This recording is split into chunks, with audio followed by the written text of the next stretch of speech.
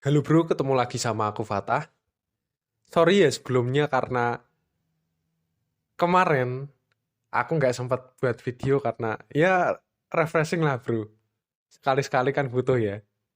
Jadi aku harapkan kamu juga kalau misalnya sedang merasa stres atau sedang merasa nggak nyaman, nggak enak, cobalah untuk refreshing bro. Yang murah-murah aja, yang gampang-gampang aja. Oke, tapi kali ini aku tetap lanjutkan. Di hari ini aku mau buat video yang bertemakan ekspektasi, bro. Jadi, bagaimana kelanjutannya silahkan saksikan sampai habis ya. Oke, kita mulai.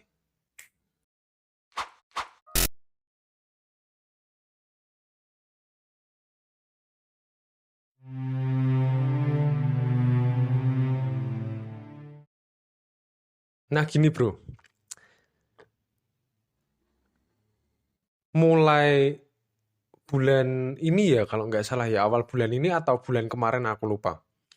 Beberapa minggu yang lalu lah pokoknya. Aku mulai membuat video TikTok, bro. Jadi, kalau yang punya TikTok silahkan bisa lihat TikTokku, Fatah Bagas Ramawan atau Fatah underscoreku. Dan di situ aku membahas tentang yang namanya mood yang naik turun. Nah, di situ aku menjelaskan bahwa mood yang naik turun itu pasti, bro. Jadi kita nggak bisa melawan yang namanya mood itu, kita harus jaga misalkan. Kita harus naik terus, harus seneng terus, nggak boleh turun. Nggak boleh sedih, nggak boleh kecewa, hati-hati. Itu akan semakin tertekan dan tekanan itu yang membuatmu akan ngedown atau akan di bawah moodmu. Nah, tapi yang menarik gini, bro. Naik turunnya mood itu salah satunya dipengaruhi oleh yang namanya ekspektasi. Misalkan, ketika kamu menginginkan sesuatu dan sesuatu itu tidak tercapai, hal itu yang membuat moodmu turun. Jadi kamu menjadi sedih, ya kan? Tapi kalau misalkan kamu nggak berekspektasi, nggak mempunyai harapan apapun, ketika itu tiba-tiba misalkan, kamu nggak berharap kamu akan dapat hadiah. Tiba-tiba orang memberikan hadiah dan hadiah itu mungkin mewah. Kamu mungkin merasa, wah, aku seneng banget. Aku bangga, moodnya naik, karena kamu nggak mengekspektasikan itu, tidak mengharapkan itu, gitu bro. Tadi aku sudah sedikit singgung tentang apa itu definisi ekspektasi, tapi aku akan jelaskan lebih detail ya bro. Jadi ekspektasi adalah suatu harapan akan masa depan yang belum terjadi. Jadi kamu mengharap-harapkan sesuatu hal dari masa depan, dari nanti.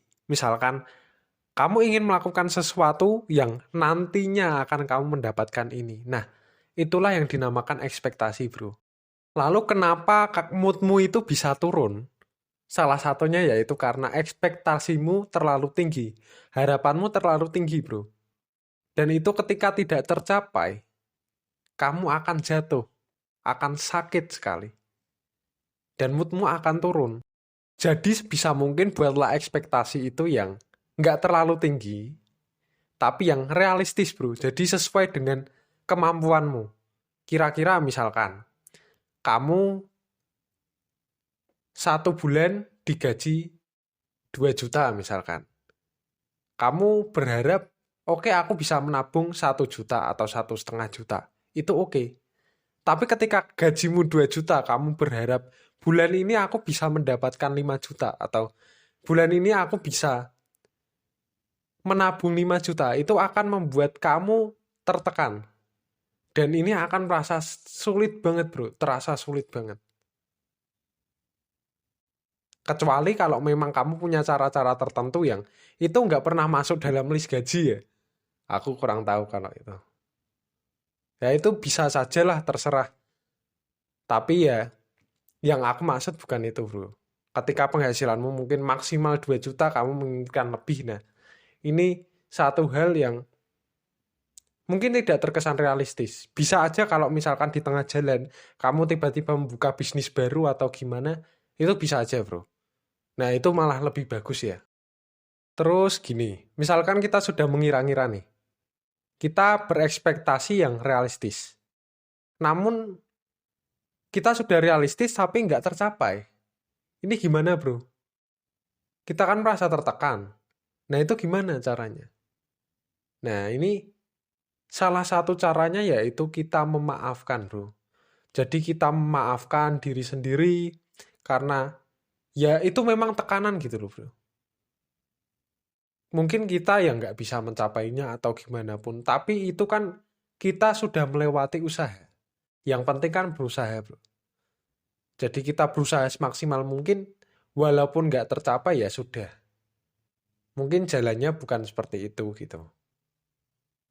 Nah, dengan memaafkan diri sendiri ini kita bisa mengurangi dan mungkin menyelesaikan yang namanya tekanan batin tadi ya. Jadi kita nggak terlalu tertekan dan tekanan itu mungkin saja hilang. Lalu kita bisa berusaha lagi ke depannya, dicoba lagi. Kan gitu. Oh iya. Lalu terakhir bro, sebelum aku tutup podcast kali ini atau video kali ini, aku ingin memberitahu tentang sebuah kalimat yang ini datang dari filosofi stoicism ya, berkaitan tentang ekspektasi ya bro. Jadi kalimatnya gini, ekspektasi yang lebih baik adalah ketika kita mengekspektasikan yang terburuk dalam memandang ketidakpastian.